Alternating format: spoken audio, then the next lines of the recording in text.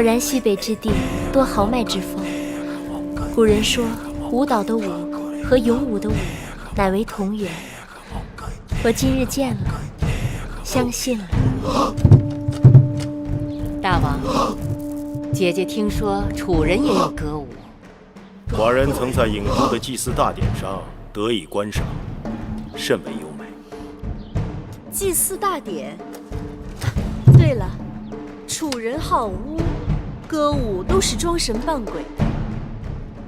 王后一看就是善舞之人，日后在大王身边，不知王后是扮神还是扮鬼呀？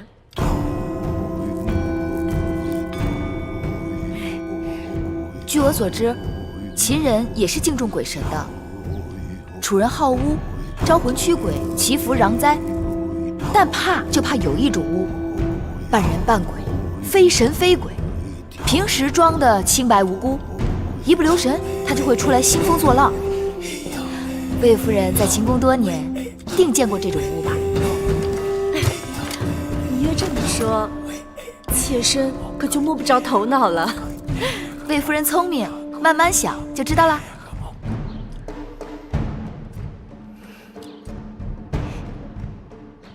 今日大王大婚，台下毛歌相向，台上唇枪舌剑，好不热闹啊！让姐姐看笑话了。秦人好武，只要不要把这比武变成比武就行。芈月只是想告诉大王，其实楚人与秦人一样善歌舞。秦国有武士之舞，楚国有女妓之蹈。既然殿上已经有了武士之舞，那就望大王允许，请楚女献上楚国的山鬼之舞。准。献山鬼之舞。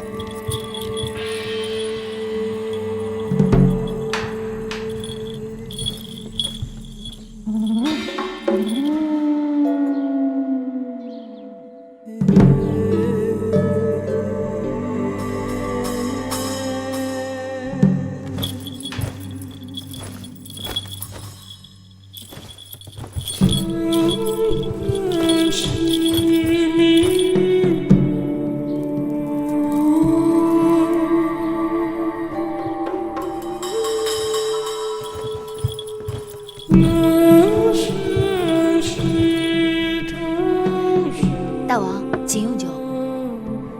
小丫头，口舌伶俐啊。是，大王。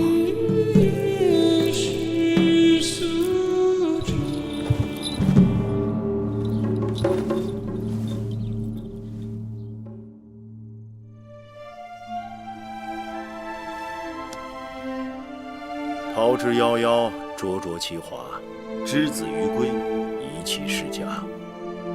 舒儿，从今日起，你不再是楚国公主，而是我秦国王后。大王，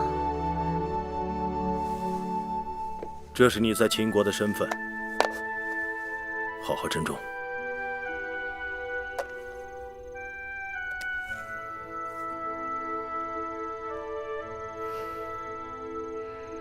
大王恕罪，除了这玉玺，臣妾还有一物，看得更为珍重。是什么？是大王对臣妾的真心。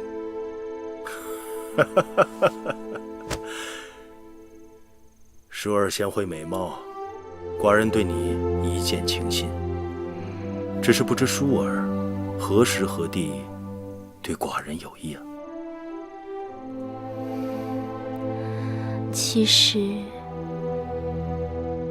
实那日在东市，歹人行凶，大王拔刀相助，臣妾便把心交给了大王。既然如此，寡人定不负你。你新入宫，本该住交房殿，但那里自先王后去世，已久无人居住，需要整修，所以暂且在清凉殿住一阵子。此刻，寡人有几句话你要记住，你是楚国娇养的公主，嫁到我秦国，却比不得楚国奢华。你身为王后，要为秦国女子的表率，贤惠克己。你嫁到我秦国，便是秦国之人，要事事以秦国为重。你可能做到？夫君对我信任与倚重，我以重任，淑儿一定照夫君说的话去做。你刚到宫中，若有委屈，尽管告诉寡人，寡人定当为你做主。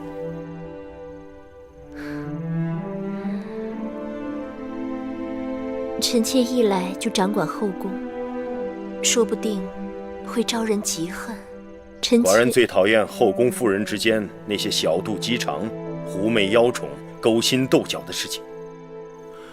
我的淑儿高雅脱俗，定不会像他们那些人一样，让他们知难而退就行了。臣妾一定照着大王说的话去做。从今以后，寡人就将后宫交给你了。秦国立国数百年，我的王后必是一个贤惠的王后。寡人淡漠色相，秦国的后宫一直都很清静。如今列国纷争，你死我活，朝堂上的事已经让寡人非常劳心。望淑儿能给寡人一个和睦的后宫，淑儿可能做到。臣妾定不让大王受后宫纷扰。寡人就知道没有娶错王后。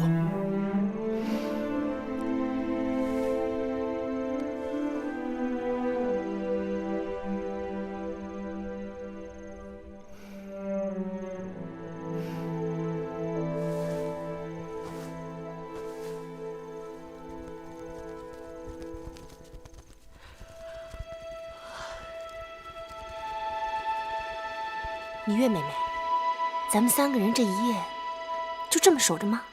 嘘。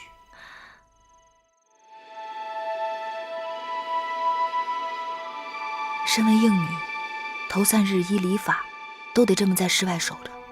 反正就这3日，3日之后就由玳瑁、珍珠等贴身侍女打理了，忍忍吧。要不然咱们轮班吧，一个人先靠着板壁打个盹儿，另一个就守着，等到下半夜，咱们再换。好啊，那孟昭姐姐和芈月妹妹守前半夜，我守后半夜，如何？不用了，这前半夜都快过去了，景妹妹也没休息多久，就由你和芈月妹妹来守上半夜，下半夜由我来守吧。谁看不出你的心思？应女陪嫁守夜，不过是为着夫君兴致来了，可以随时释放。上半夜大王必是和王后欢好，到了下半夜，谁守夜谁得便宜。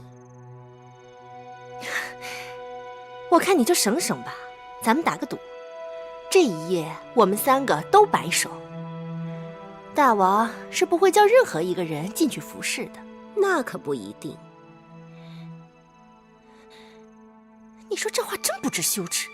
你才不知羞耻呢，我只是堂堂正正把话说出来了，可不像有些人明明心里想要，却口不应心。行了行了，既然你们都想守下半夜，那我来守上半夜，你们先歇息吧。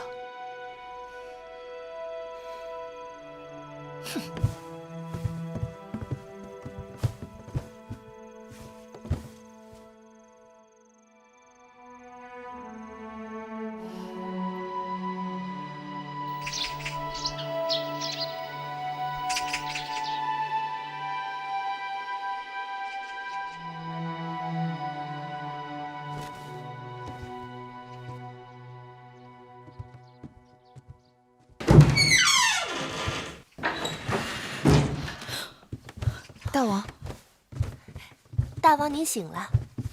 王后还在睡觉，别吵醒她。大王可要更衣洗漱？奴婢这就去叫人。不必了。母亲，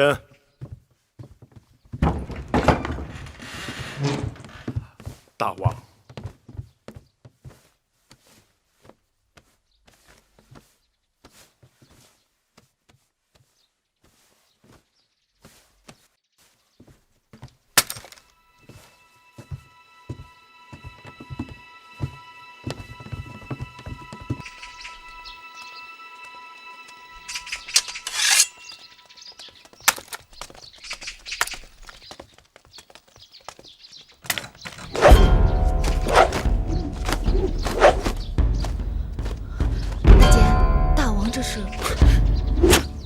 大王历来是4更起舞，5更上阵。可这是大王大婚呢。芈月有所不知，大王又不是第一次大婚，过去也是这样。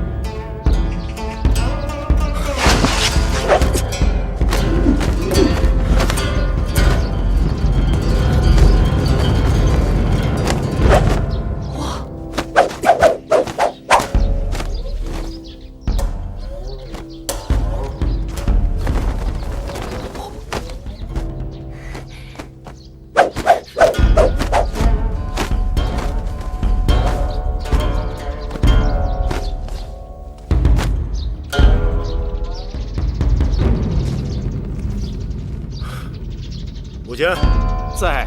盾牌。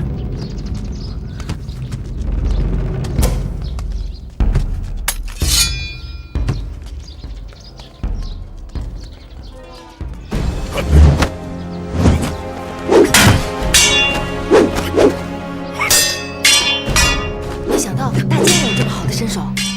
师傅跟着大王上阵多年，每日陪着大王习武，这么多年下来，多少也能有些功底。常年累月陪大王习武，真是不易。一年四季风雨无阻，倒也行。哎，可眼下是夏季，若是到了冬季刮风下雪，4更起来，你们就更难了。这大王都不难，我们做下人的有何之难？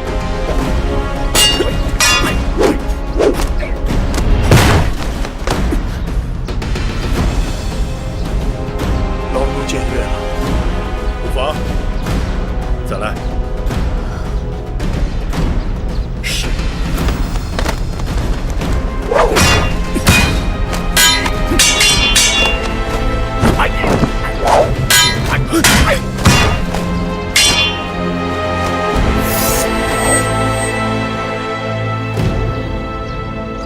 大王。武坚，更衣。是。大王的武艺真是炉火纯青，让臣妾大开眼界。大王真是有万夫不当之勇，静如处子，勇如猛虎。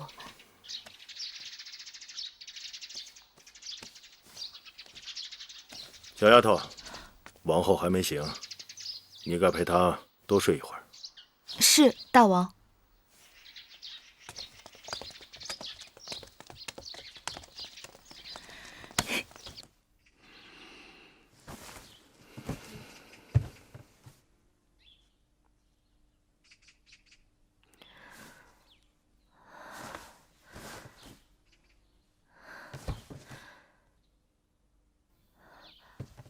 月儿，姐姐，姐姐，你起来了。妹妹，大王呢？大王去哪儿了？大王4更起床练剑，此刻去洗漱更衣了。那妹妹怎么不叫醒我？大王体贴，说让你多睡一会儿。来到咸阳，嫁入秦宫，按理说我该心满意足，但我心里却更是七上八下的。昨日本想与大王说及无关有人下毒之事，但显然大王不喜后宫有人明争暗斗，只好忍了下来。姐姐别急，以后日子还长着呢。唉，算了，不睡了。即使大王体贴我，但身为王后，更该服侍大王才是。你们快帮我洗漱更衣吧。是。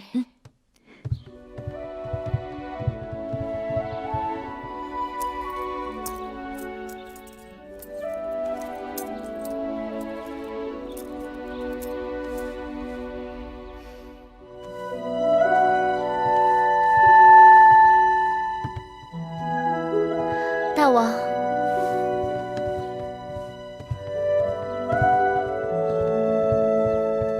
拜见大王，拜见大王，拜见大王。王后今日端庄秀美。大王，臣妾服侍大王用早膳。不必了，寡人还要去宣示殿处理政务。大婚3日不是免朝吗？寡人只是去处理政务，5时会与你一同用膳，之后要去宗庙祭祖，过1日还要在后宫接受朝贺。永香令过会儿会向你禀示。是。香儿、慧儿，拜见芈月。起来吧。谢芈月。这是葵姑，这是我弟弟魏冉。你们叫我小冉就行。从今以后，你们就跟着我们了，无论好坏都是我们的人。我不会苛求你们，但也请你们自重。秦宫有秦宫的规矩，一荣俱荣，一损俱损。不懂之处，问葵姑便是。是。下去吧。姐姐，我出去玩了。好，别跑远了。哦。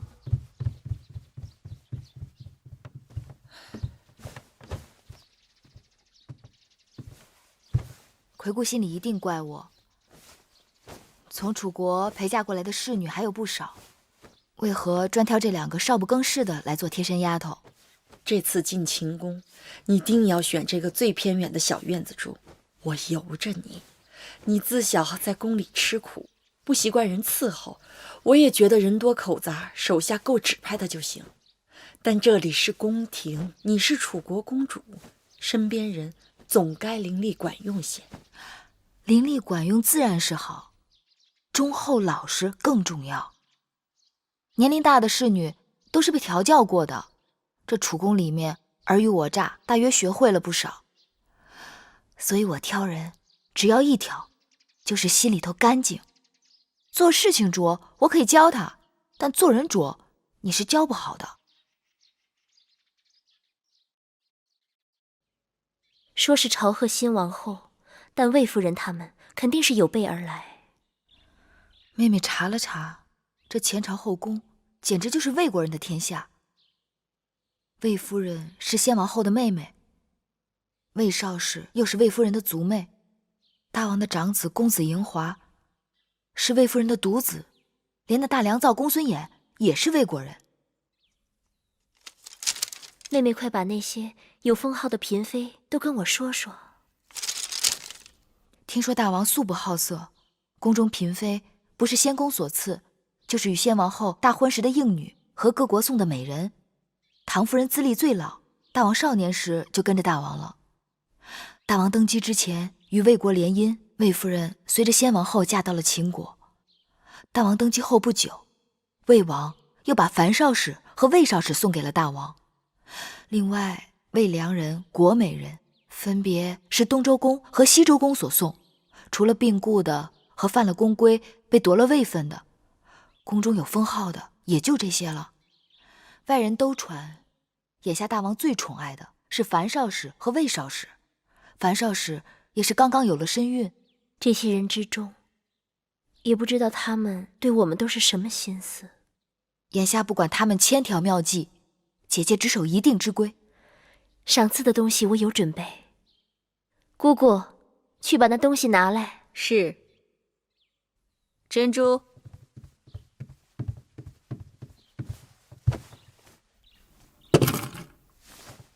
大鸡一对，手镯一对，簪钗一对，这些都是打算赏给魏夫人的。因为先王后去世后，魏夫人一直有掌管后宫之名，而且她的儿子嬴华又是大王的长子，所以赏赐之分也应当要重一些。这样不妥。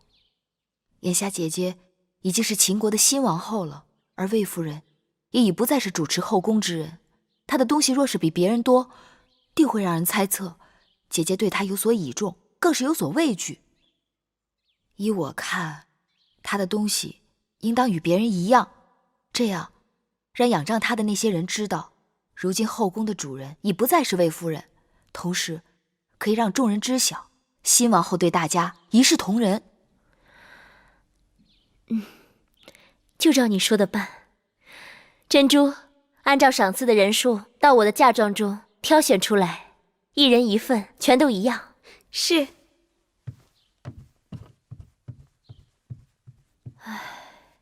大婚当日，魏夫人话里话外都颇为挑衅，算是公开与我为敌。但其他人，我心里无数。听说那个国美人艳冠后宫，当年入宫3日，就被大王封为了美人。宫中永远不缺美人，姐姐不必惧她，倒可以好好安慰她。至于那些相貌平平、头脑却不平平的人，姐姐倒是要好好留意。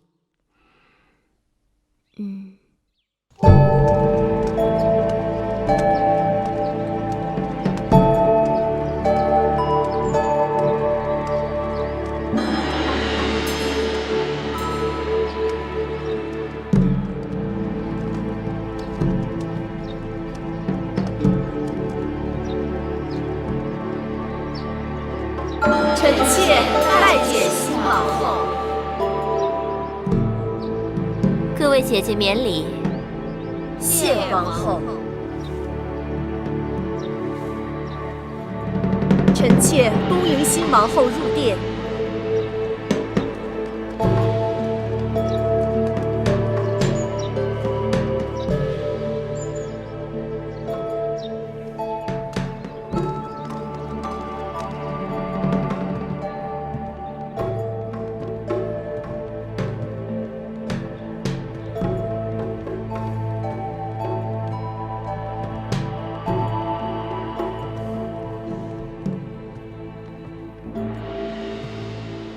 这交房殿雄宏巍峨，但这陈设未免过于简朴了。这殿里的一草一木，都是当年我姐姐先王后亲手安顿的。我姐姐就是先王后去了以后，这里的一切都是按照她在世时的摆设，丝毫没有改变。就连每日熏的香，都是她最喜欢的千蕊香。今日新王后在这儿，臣妾恍惚觉得我姐姐并没有离去。据说，当年我姐姐出入宫受朝拜，穿的也是同样的敌衣，站在同样的位置上。唉，真是物是人非，让人唏嘘不已呀。魏夫人定是糊涂了。今日本该魏夫人带领后宫众人朝拜新王后，但魏夫人好像打算带着众人祭祀你那过世的姐姐。哎呦，罪过罪过！芈月不提醒，臣妾还真是差点忘了自己的本分，竟说些不着边际的话了。这时辰是该臣妾率众姐妹拜见新王后了。那好，今日初见几位姐姐，不知该如何称呼。魏夫人昔日主持后宫，那就由你来引荐吧。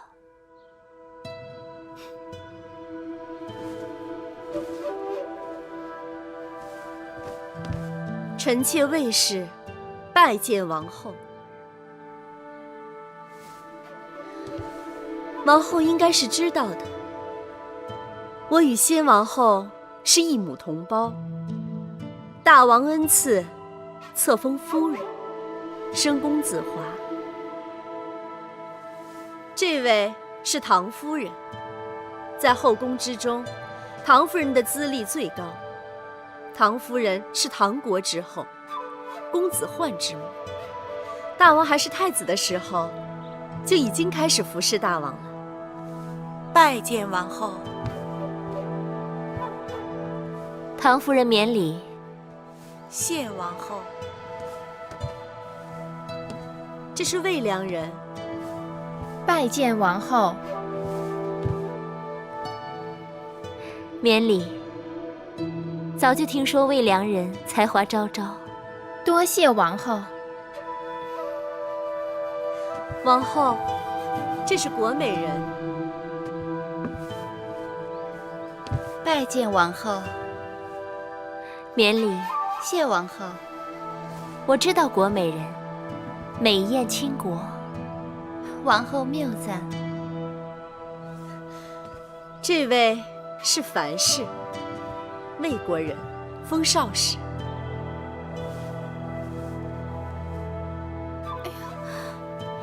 樊少使，快免礼。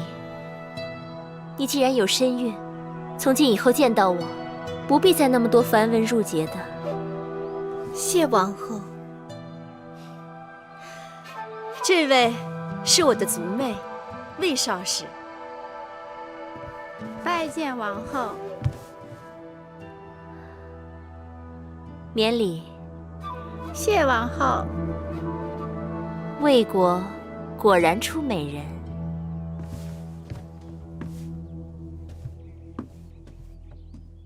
好了，这是我的几个妹妹，也来见过各位姐姐。这是芈月，是我同父的妹妹。王后的亲妹子才是人才出众呢，我们姐妹都领教过了。这是孟昭氏，是楚国令尹昭阳的亲侄女儿。这是景氏，她的族兄就是景差。景差善赋，列国皆知。玳瑁姑姑，把东西端上来。是。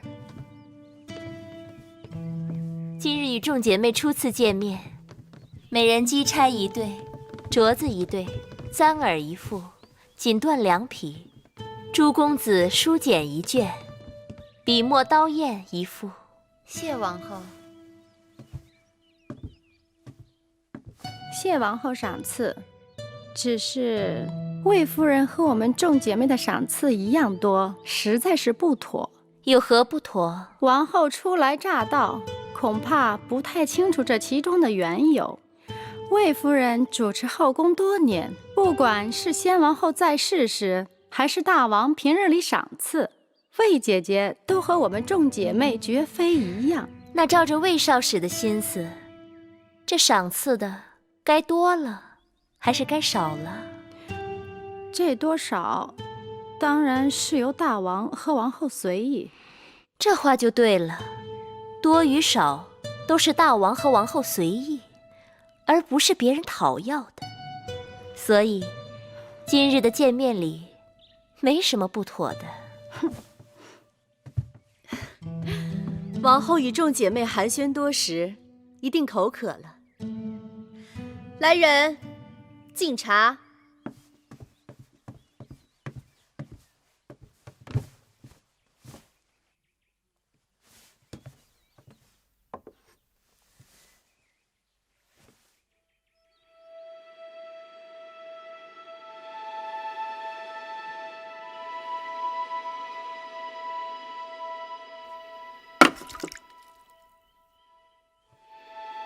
哟，王后怎么不喝呀？你看这茶，细秀如眉，状似兰花，色泽清脆鲜润，白毫满披。这可是茶中的极品，是大王赐给臣妾的好茶。王后不喜茶水过烫，何况好茶要配好茶具才妥当。芈月当心，这是先王后最喜欢的茶碗，就剩下这么一对了。哎呀，芈月，这可是先王后的遗物，芈月此举冒犯故人，大为不敬。既然是先王后的遗物，那你们应当好好收藏供奉才是。随意端上这茶碗给新王后敬茶，看来是你们不敬在先。先王后亲切和善，谦逊有礼，让我们众姐妹无论何时总忍不住睹物思人。又加之今日新王后接受后宫朝贺，姐妹们是希望新王后在后宫之中成为众人表率，恭谨谦和，不输给先王后。先王后左右逢源自然是好，但作为后宫楷模，新王后不但要待人一团和气，还要守正不阿，不然是非混淆、黑白不分，这后宫岂不乱套了？你这是指责先王后是非不分、黑白不变了？我的意思是，行事个人有个人的气魄。你只是个应试陪嫁，无名无分，怎么如此这般放肆？芈月说的话就是我的意思。魏夫人是要与我论名分吗？臣妾不敢。臣妾只是觉得这是先王后留下的遗物，就这么损坏了，只怕得有个说法。既然是遗物，就不该拿出来随便乱用。所以说，还是魏夫人不够真爱。从今日起，这交房殿里里外外所有先王后的旧物，都送到先王后的2位卫士妹妹们房中去，让人摆放整齐，设炉焚香，以方便2位姐姐每日睹物思人。至于这控制下来的交房殿该如何布置，我另有打算。今日交房殿好热闹啊！拜见大王。大王，寡人知道今日你们姐妹相见，看起来你们都相处得很和睦。大王，各位姐妹都颇为热诚，让臣妾感动不已。如此，寡人就放心了。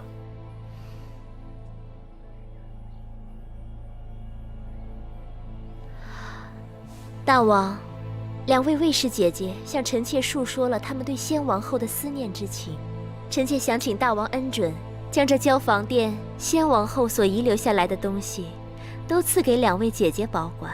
这交房殿久无人居，臣妾想重新整修布置一番，也让大王看个新鲜。你是寡人的王后，这些许小事，你自己做主便是。是，大王这么说，臣妾就安心了。妹妹真是令我刮目相看。今日若不是靠妹妹的才智，很难打下卫氏姐妹的气焰。其实她们并不惧怕我一个小小应试，能让她们低头的，还不是因为姐姐的位分。大王想要一个清静的后宫，我也并非妒忌之人，容不得大王与别的女人亲近。我只是厌恶那些想要算计我的人罢了。倘若卫氏姐妹真能看在我的位分上夹起尾巴做人，我也会放他们一马的。只怕难遂姐姐心愿，他们想要的永远比姐姐能给的多。妹妹看到魏夫人脸色了没有？白了又青的。魏夫人在后宫经营这么多年，今日大约也是轻视了姐姐，才会措手不及。以后日子还长着呢。我一想到交房殿大小物件都要搬到魏夫人和魏少使的殿中去，我就忍不住想笑。永香令给我列了个清单，大小物件有上百件呢，车子运过去得好大一堆。魏夫人和她的族妹妹，面对他们谦逊有礼的先王后，大约要好好哭一场才是。姐姐的法子果真有用。我打算过几日再去他们房中查一查，假若少一件东西都不依他们若敢不把那些废物当宝贝供起来，我定要治他们一个大不敬之罪。只是光出一口恶气还不够，还需要细心找出他们陷害姐姐的证据，才能向大王出手，铲除祸根，不留后患。妹妹，姐姐还有一个心思。环顾着秦宫，色彩沉闷，布置单调，说好听了是朴实无华，说不好听是熬清手淡。姐姐想也让这秦宫缤纷绚丽，有一点新气象。对，那姐姐不妨把楚国带来的丝绸锦缎给各宫的嫔妃们送些过去，再让宫里的缝纫绣娘给他们和他们的应试以及他们身边的宫女们多做些新装。另外，既然姐姐要重新修整交房殿，那不如里里外外都按照姐姐喜好的楚风来陈设，让人耳目一新，有另一番天地。别提了，这里简直就是魏夫人的天下。你看各宫嫔妃在魏夫人面前低眉顺眼，曲意奉承的样子。魏夫人也是依仗先王后的威风欺负人惯了，她的势力虽盘根错节，但也并非牢不可破。宫中的嫔妃都是来自诸国，各有各的厉害，各有各的心思。看模样，唐夫人应当是个老实人，魏良人虽眉眼精明，但言语却谨慎小心。姐姐，何不借着这些锦缎丝绸，与他们多走动走动？妹妹说的有道理。王后，大王他一会儿就要来了。知道了。姐姐，那妹妹先走了。妹妹，我还有事要问你。你真的不愿意服侍大王？姐姐一定知道，庄子曾经说过一个故事。楚国有一只神龟，已死3000年。楚王以锦缎竹匣藏神龟于庙堂之上。你说对于这只神龟来讲，它是宁愿死后留下骨头让人珍藏，还是宁愿快乐地活在烂泥里？妹妹胸无大志，只想做一只泥土中的乌龟。望姐姐允许，3年之后，让我带着葵姑和小冉离开清宫。人各有志，不可勉强。只是妹妹明珠暗投了。姐姐快些梳洗打扮吧，我先告退了。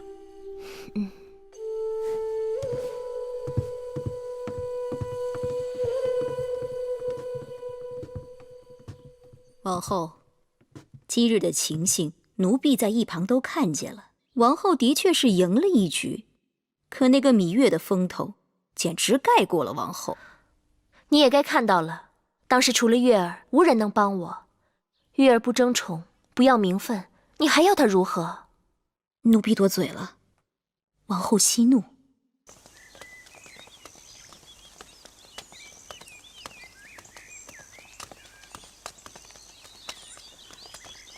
拜见大王。芈月，你这是往哪里去？王后允许臣妾住在会院，臣妾这是回房去。住得那么远，方便吗？臣妾自小喜欢清静，若离永巷太近，会觉得不自在。这次寡人见你，似乎拘束了很多。第一次见面时的那个小野丫头，上哪里去了？臣妾长大了，再也不能像从前那样年幼无知了。这与寡人上次见你，似乎没隔多久啊。有时候人长大，只是一瞬间的事情。你既然是王后的陪嫁，并已入寝宫，衣着何苦这样简朴？那日献武少司命，你的穿着可谓光彩照人。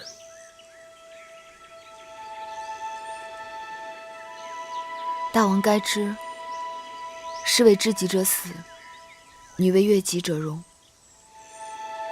皇公子虽不幸故去，但秦国还有许多好男儿。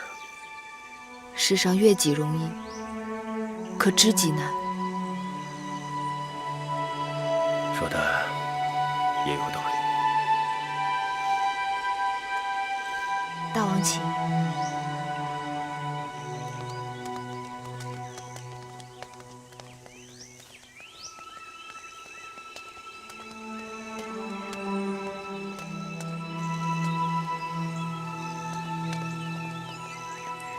大王对芈月有兴趣？不是你想的那种兴趣，老东西。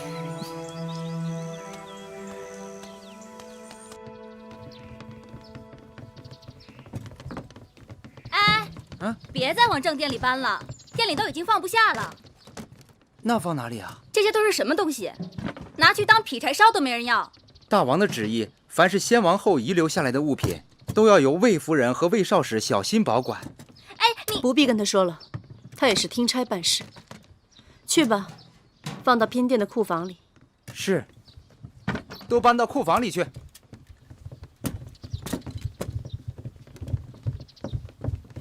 姐姐，我那儿也一样，送了一大堆没用的废物，都堵在门口，连人都快进不去了。姐姐，他们真是欺人太甚了。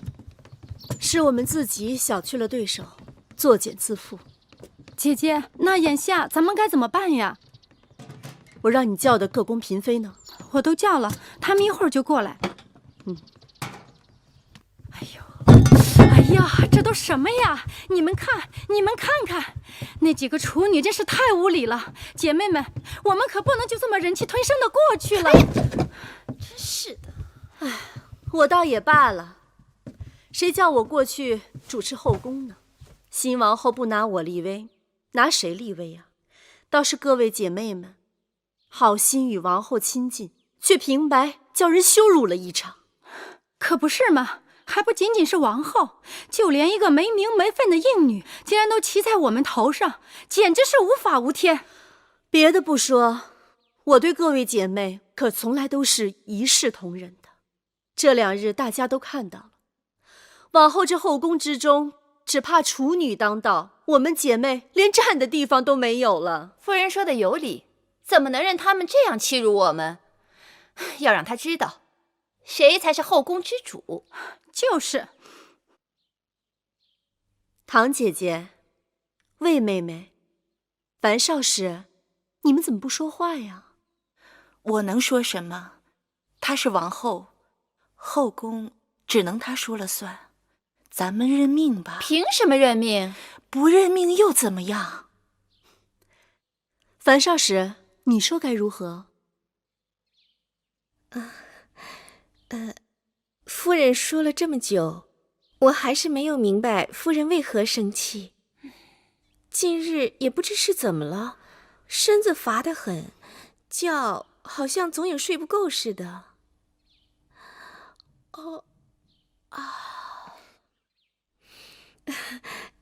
各位姐姐笑话了，此刻我只想顺顺当当的把这孩子给生下来，以后也好有个依靠。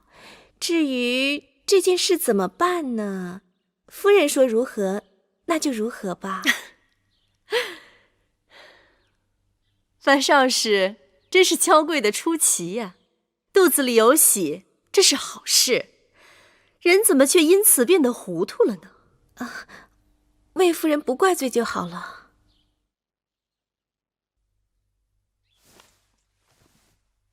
其实方才各位姐妹言重了，王后初来宫中，就算有什么不到的地方，我们也应当多提点着，才不负大王对我等姐妹的期望。哼，提点，明明是我们吃了亏，难道还要帮他？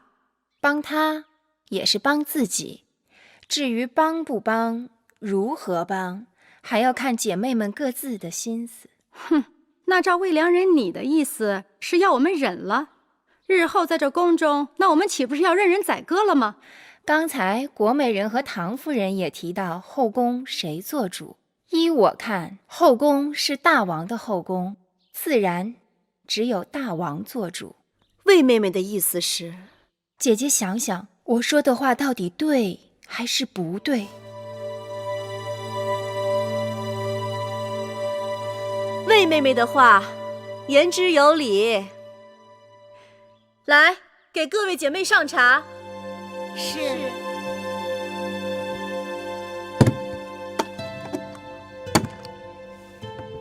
大监，这是我的一点心意。老奴无功受禄，实在是不敢当。大监客气了，您是大王身边的老人，照应大王多年，当然有功。那老奴就不客气了。我请您来，一是因为我从楚国带来了上好的茶叶，请您品一品；二是心中有些疑问，还望大监指点迷津。王后但说无妨。宫中都说唐夫人是服侍大王最久的，先王后在世也就罢了，先王后不在了，她既有儿子，位分又高，为何这后宫当中全都由着魏夫人一人说了算？其实这并不奇怪，唐夫人当日就不曾受宠过。大王做太子时，后宫素来只倚重一人。是谁啊？是大王长姐嬴夫人。大婚那日，王后理应见过。因大王母后过世很早，长姐待她如母，姐弟情深。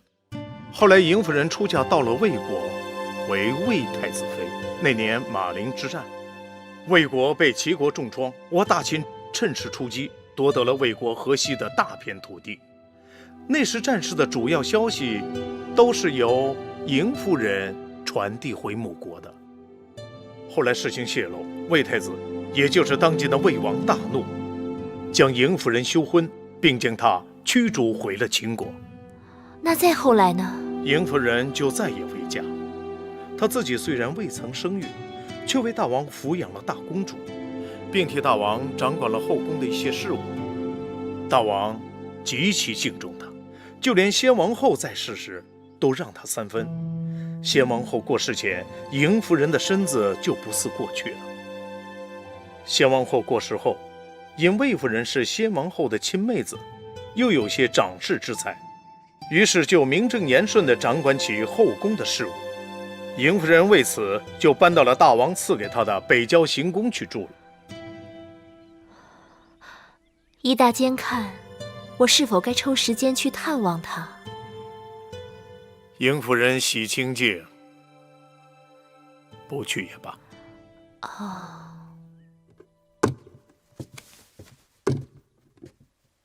夫人，雍大人来了。哦，让他进来吧。是。你下去吧。是。雍瑞拜见夫人。雍瑞，你来得正好，快过来吧。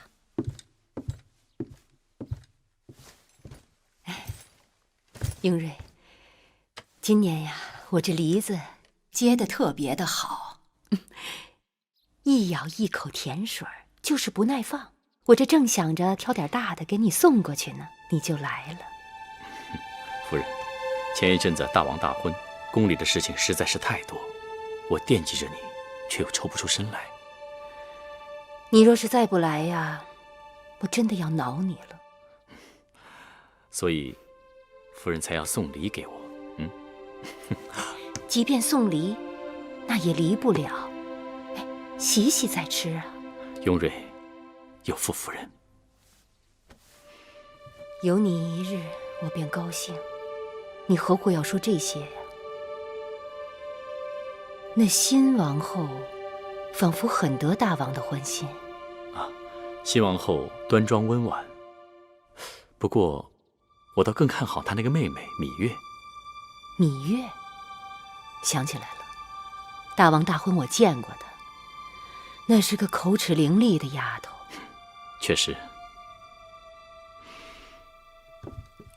魏夫人特地把我叫回来，定是有话要说。魏妹妹向来都是最聪明的，今后何去何从，还请妹妹帮姐姐拿个主意。姐姐这是做什么？你明明已处于不败之地，何须我来拿主意？妹妹不必多礼。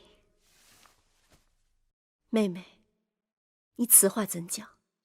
我说姐姐舍本逐末，跟那些黄毛丫头置什么嫌弃？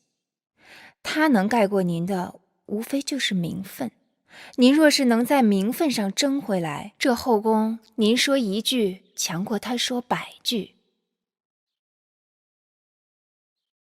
你这是什么意思？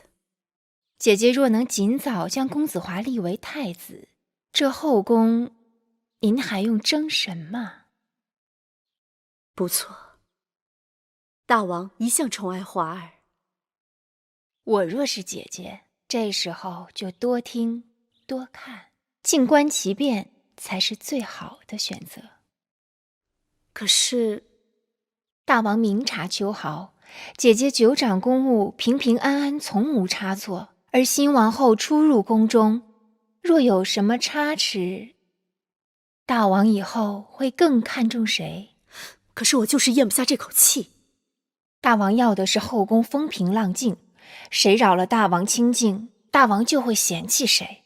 姐姐真要对付他们，倒不如让他们以为姐姐甘心服输。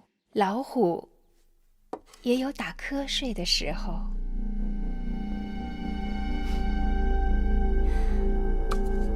魏良人不愧是出身魏国，当真是有鬼谷子之才，得纵横心术啊！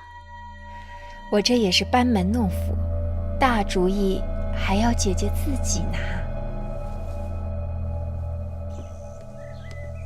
夫人，彩绿，有话直说。夫人从来都对后宫的纠纷躲避三舍，今日为何要给魏夫人出主意？我们的母国在诸国当中最弱小，不仅要依附魏国，还要看其他强国的脸色行事。我在宫中同出一辙，既不能得罪魏夫人，还要看其他嫔妃的脸色。母国国君盼我能在大王面前说上话，父亲母亲盼我能在后宫左右逢源，真是难呐。可给魏夫人出主意，就会得罪了新王后啊。魏夫人向我讨主意，我怎能不敷衍她？新王后是不是得罪得起，还要看。再说，我给魏夫人出的主意也算不上任何主意，不是吗？是。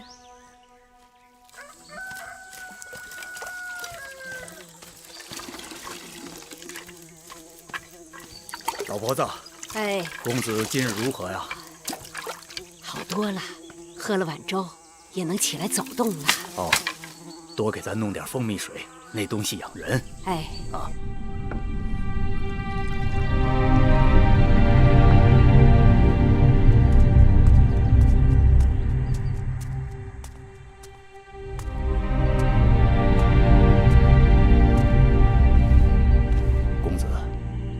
你身体还未痊愈，应当躺着，喝碗蜂蜜水吧。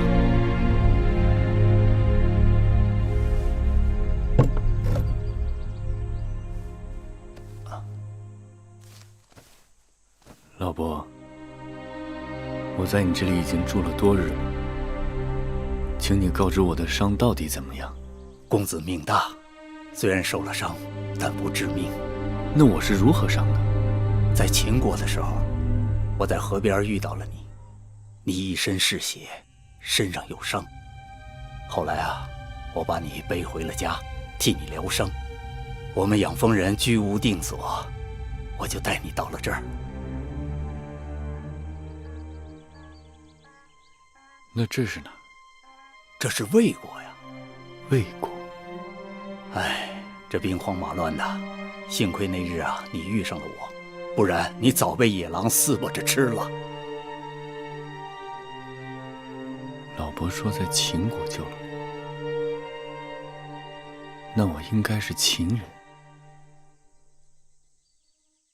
那我是谁呢？我姓谁名谁？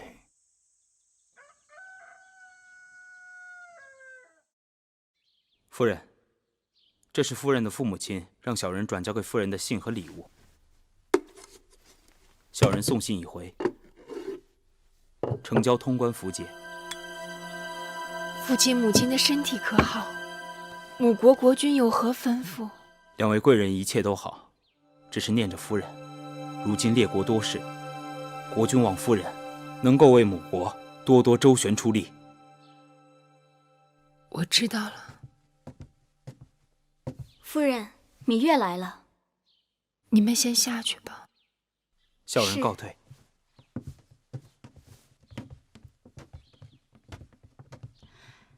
魏良人，芈月，这是王后精心挑选了一些楚国上等的绸缎，给姐姐送来做衣裳，也是想让姐妹们给宫中添些颜色。王后真是有心了。芈月，快坐。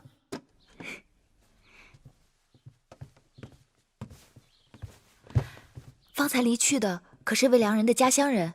母国来了信使，带来了父母亲的信。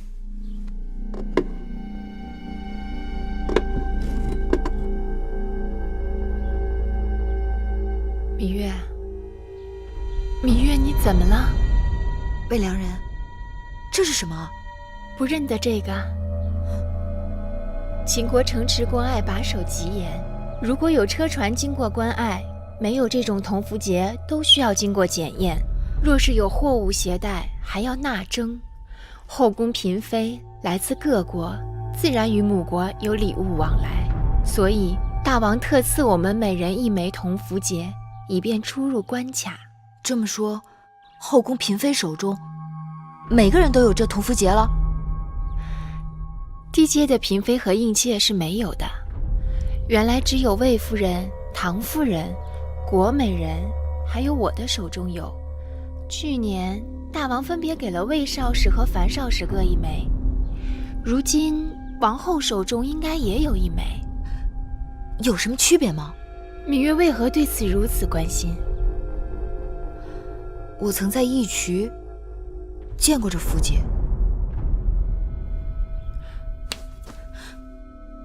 魏良人可愿教我，如何才能分辨出每个人手中铜符节之区别？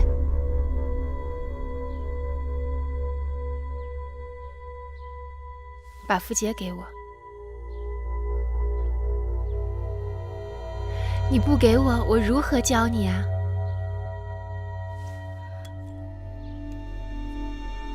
芈月看清楚了吗？这个位置是一个魏字，是国名。芈月可记得你当初看到的铜符节这个位置上是一个什么字？我记不清了。芈月呀，这种事情你还是不要纠缠进去的好。为什么？这宫里是是非非，稍有不慎就会给自己和身边的人招来祸患。所以在这宫里久了，有许多事不能说也不能做，装聋作哑才能明哲保身。我明白魏良人的意思，我一向做事恩怨分明，绝不会牵连他人。看来你还是不明白我的意思。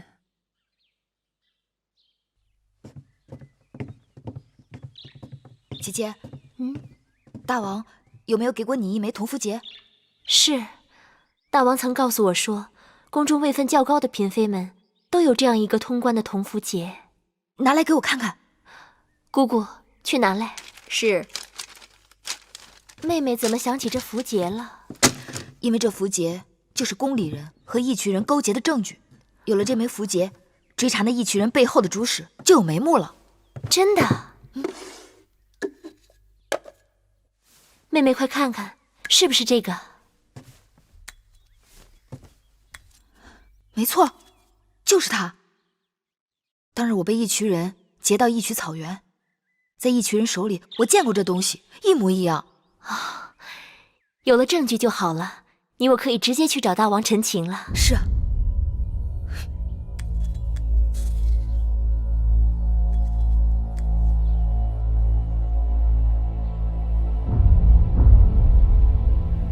既然你看到了那枚符节，你可有看清楚了符节上的字迹吗？我当时没留意，若是知道这东西这么要紧，我一定想法子记个真切。大王，您要替臣妾做主啊！好了，寡人知道了，你们下去吧。是。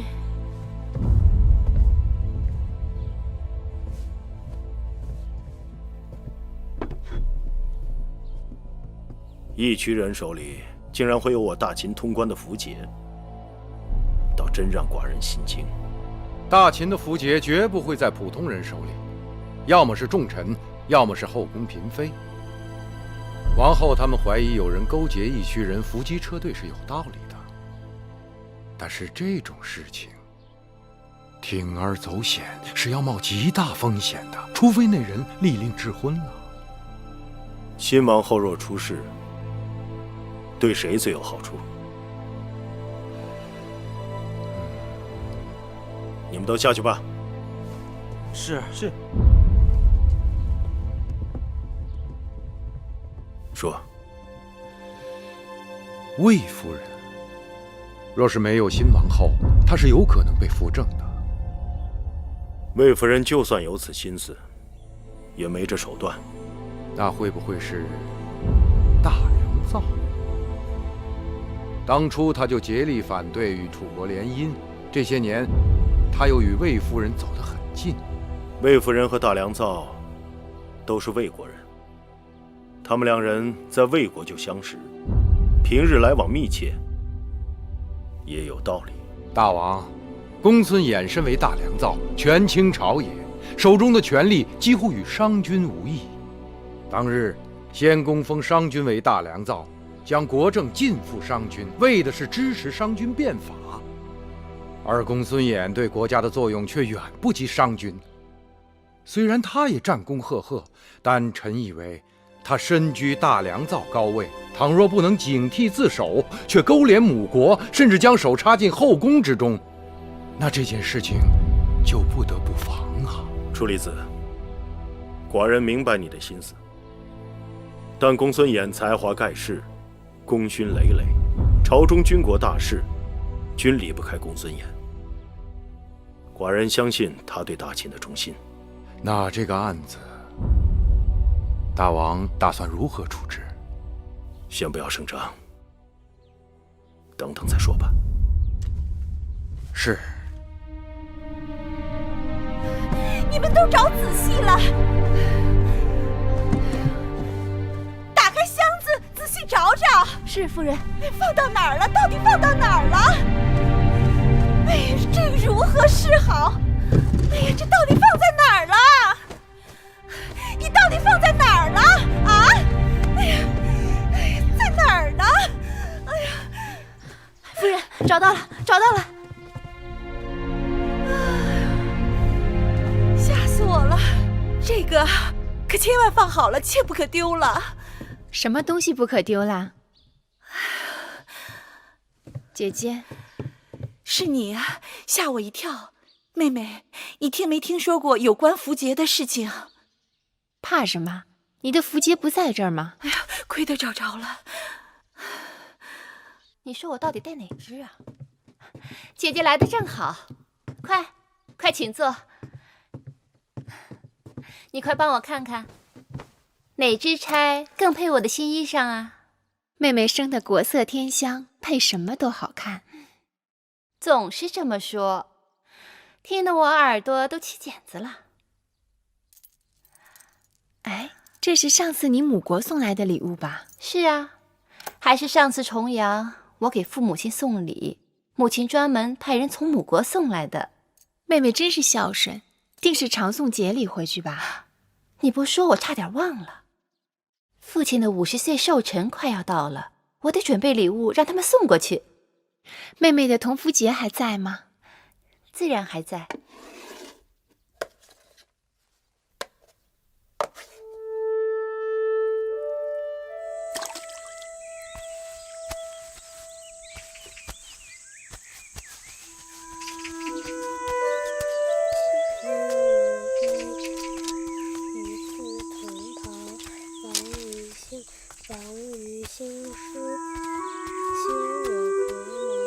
背到哪儿了？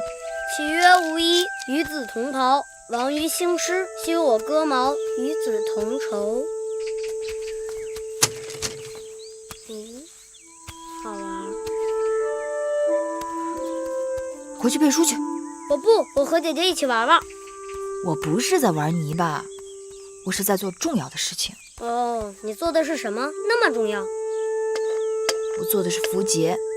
做符节有什么用啊？做符节是为了找人，找我们的敌人。我们的敌人在哪？在这宫里，藏在看不见的地方。小冉帮姐姐找，好不好？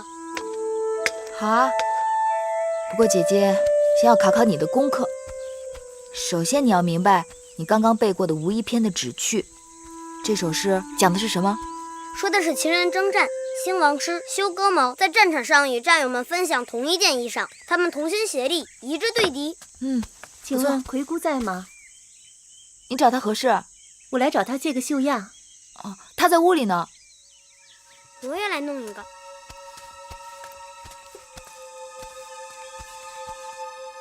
什么？符节？是啊，姐姐，妹妹刚才听下面人说，芈月正在会院里做符节。她还没完没了了。姐姐，她拿泥巴做符节什么意思？估计她是想用这种方法回忆起符节上写的什么字。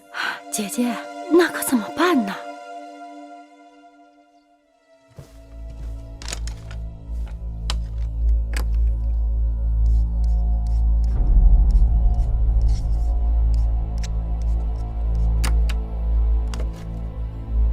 采凡，奴婢这就去办。速去速回。是。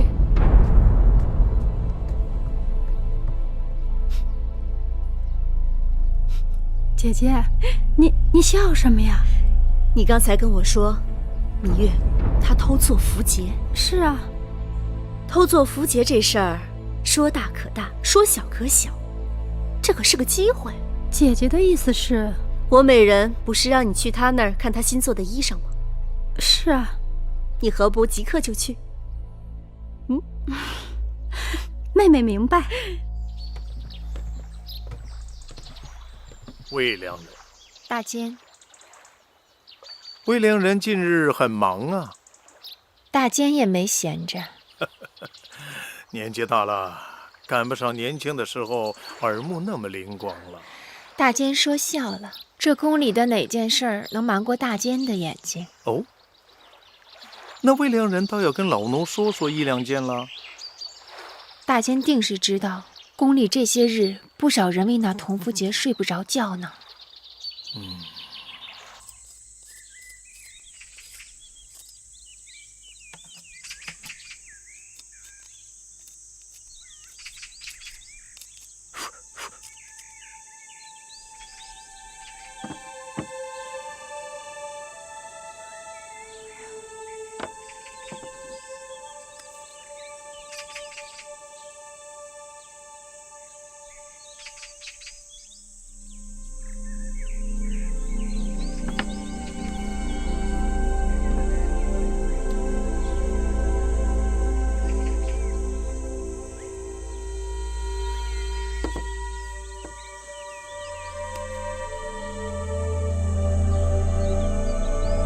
这就是过关的符节，拿给他们看。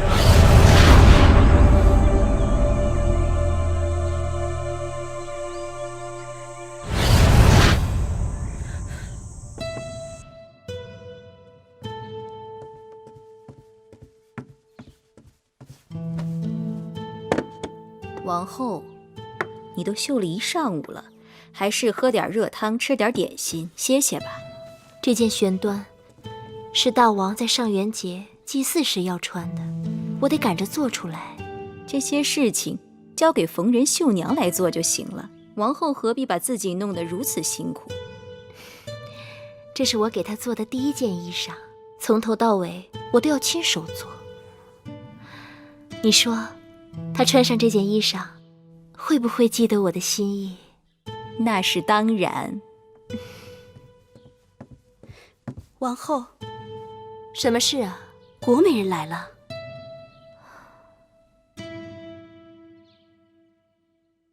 请她进来吧。是。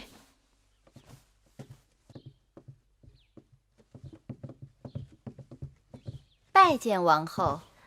不必多礼。珍珠，赐座。是。不必了，王后。臣妾来这儿不是为了闲坐，而是为了帮助王后追查要案，整顿后宫纲纪的。哦，国美人请说。王后虽然刚刚开始主持后宫事务，但是宫中的规矩大约也是知晓。王后请看，这是何物？这是出入秦国城池和关隘的符节，进宫后大王也给了我一枚。那王后一定明白，朝廷符节在秦国宫中是顶要紧的东西，私自授受他人，便是砍头之罪。当然，若有人私自制造符节呢？那是大逆不道，形同谋反，要受车裂之刑。但臣妾听说，竟然有人在宫中偷偷制造符节。王后难道不该秉公查处，查获此人，并告知大王，严惩不贷？私作符节，此事重大，你可有证据？臣妾若没有证据，怎敢轻易登王后的门槛呢？那你拿证据来给我看一看。若要看证据，只好委屈王后跟臣妾走一趟了。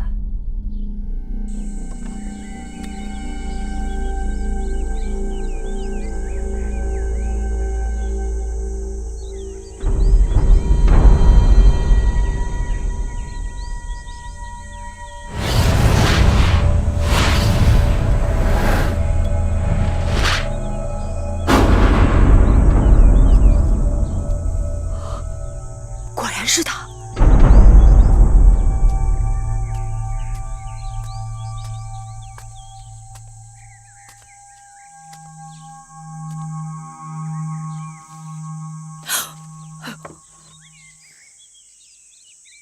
大监，能否告诉我，这是何物？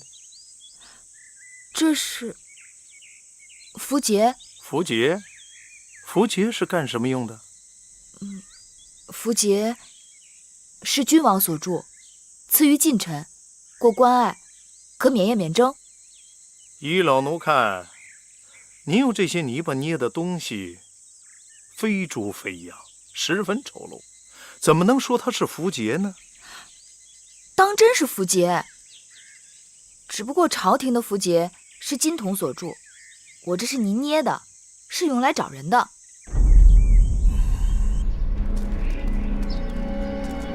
王后就到了。郭美人，你说带我去找私自制造符节的人，怎么把我领到这么偏的地方来了？王后不要着急，私作符节之人是跑不掉的。做的一点都不像，怎么拿他去找人呢？我也是无计可施，想试试，还真有用。什么用都没有。此法子不易想，更不易试。怎么还没到啊？到了，就在前面。大姐，我的……芈月，老奴这眼色也不好，你捏的这些东西，你看都掉到水里去了。姑娘就应该绣绣花、绣绣草了，这些捏泥巴都是男孩干的事。王后。王后，郭美人，郭美人，免礼。怎么大监也在？正巧路过，进来看看。没想到王后也来了。姐姐，你有何事叫我一声就是了，何必要跑这么远到我这来？王后有了，人赃俱在。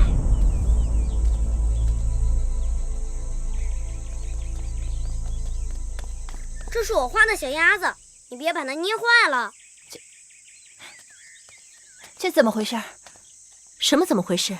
臣妾的确听说芈月违反秦法，私作符节，这可是杀头之罪。把你手上的东西给我看。